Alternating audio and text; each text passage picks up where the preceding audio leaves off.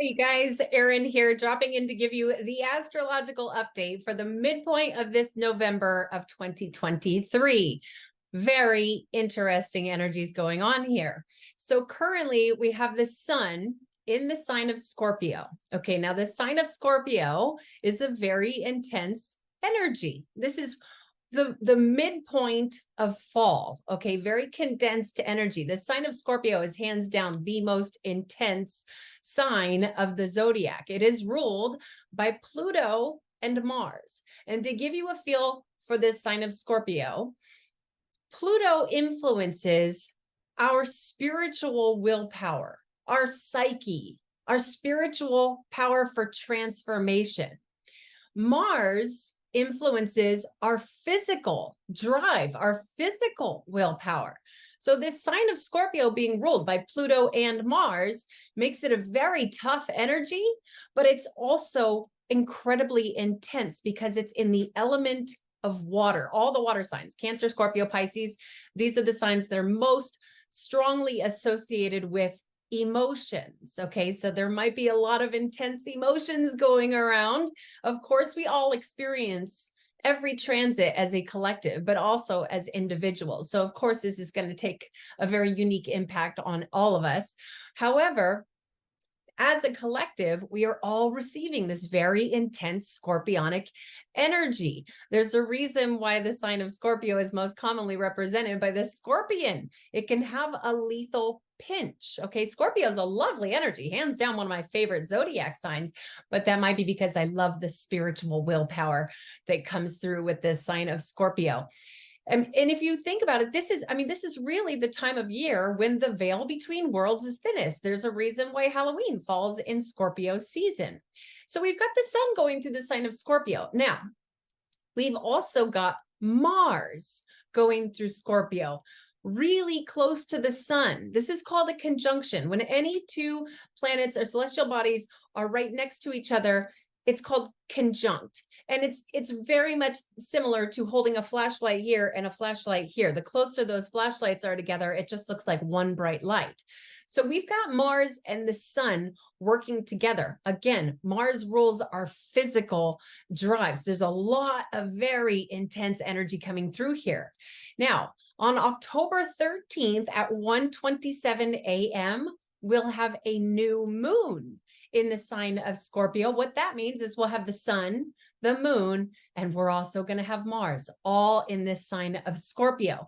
Now, as with any new moon, this is definitely a time to be manifesting new beginnings or growth that is related to the sign of Scorpio. Maybe you want to manifest some growth in your spiritual transformation, okay? Or maybe you just want more of a strong spiritual willpower, the ability to transform ourselves. That's really what this sign of Scorpio is all about. And with Mars there, it really does amp up the action.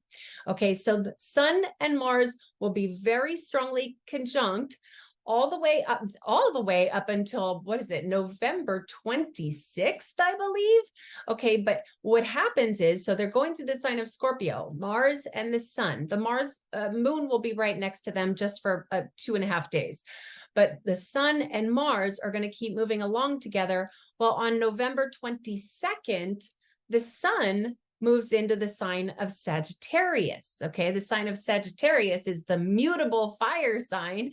Mutable meaning it gives great adaptability. Really, the sign of Sagittarius is the sign of optimism and wisdom and adventure.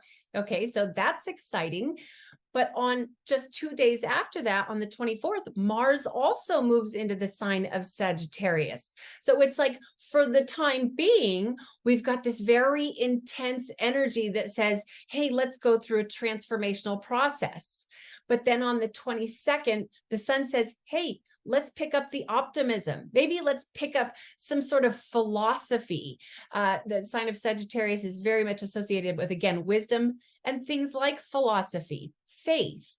Okay, so on the 22nd, when the sun moves into that sign of Sagittarius, the energy lightens up a little bit. But then again, 2 days after that, Mars takes action into this sign of Sagittarius. So there's really a lot of very powerful energy here. And I will say this, of course, again, we all experience this energy as a collective, but it's so important to understand that we also really do experience this very uniquely as individuals.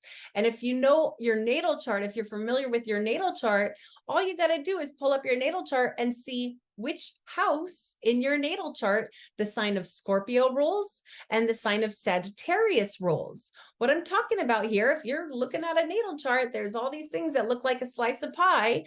Those are the houses. If you look to see which house in your natal chart the sign of Scorpio rules, then you can see which area of your life is being activated with this scorpionic energy. And then directly after that in your natal chart would be the sign of Sagittarius. You could see which area of your life is about to be activated in this sign of Sagittarius. I'm talking about, is this coming through your house of money, your house of relationships, your house of career, your house of physical health, your house of transformation? If you're a Scorpio rising or a Sagittarius rising, this is happening in your house of self, could be coming through your house of karma. There's all these different areas of your life. And not only that, but do you have anything in your natal chart in the sign of Scorpio or in the sign of Sagittarius? Because if so, those things are about to get activated. Now, if you don't know what I'm talking about, the way we can get familiar with these things is by getting an astrology reading. When you get an astrology reading with me, I always offer you a free video recording.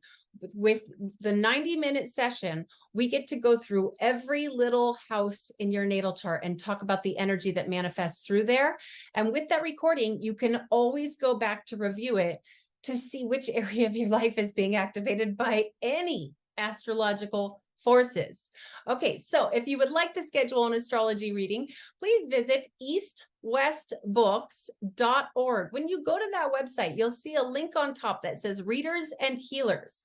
When you click there, it's very self-explanatory. You'll be able to schedule a reading with myself or any of the other wonderful readers and healers that East West has to offer. Okay, guys, I do hope to hear from some of you. And until next time, namaste to all of you.